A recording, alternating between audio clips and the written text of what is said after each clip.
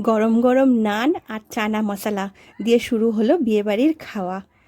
তারপরেই পাতে পড়ে গিয়েছিল গরম ভাত আর মাছের মাথা দিয়ে ডাল। যদিও সেটা আমি নিইনি, তাই হাজব্যান্ডের পাত থেকেই সেটা ভিডিও করলাম। আমি আর একবার চানাটা নিয়েছিলাম, খুব ভালো লাগছিল। তারপর এসেছিল কাতলা কালিয়া। কাতলা কালিয়াটাও খুব সুন্দর হয়েছিল, মাছটা ছিল খুব ফ্রেশ।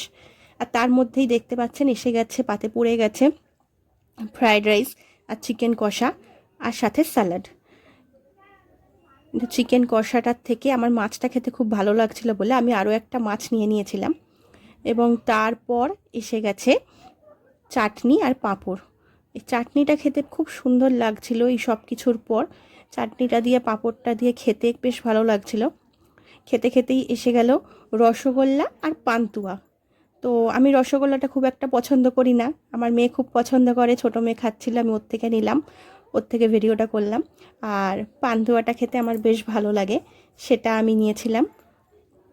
আর এই যেটা দেখা যাচ্ছে, সেই যেরকম বাটিতে দেয়া হয় হাত ধোয়ার জন্য গরম সার্ফের জল, সেটা এসেছে।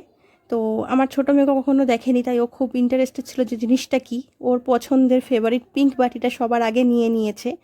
আর পান্তুয়াটা যেহেতু আমার খুব ভালো লেগেছিলো, তাই আমি আরও একটা চেয়ে নিয়েছিলাম। এটা খেতে আমার বেশ ভালো লাগে। এরপর এসে গেল হাজমোলা। কিন্তু আমরা যেহেতু সবাই খাচ্ছিলাম, হাতটা এঙ্গেজ ছিল, তাই ওকেই হাজব্যান্ডকে বললাম সবারটা নিয়ে নিতে হাজমোলাগুলো। হাজমোলাগুলো নেয়ার পর এই যে দেখা যাচ্ছে আমাদের পাশে এই যে যে বসেছিল, ওই বাচ্চাটাকে দিতে ভুলে গেছিলো হাজমোলাটা।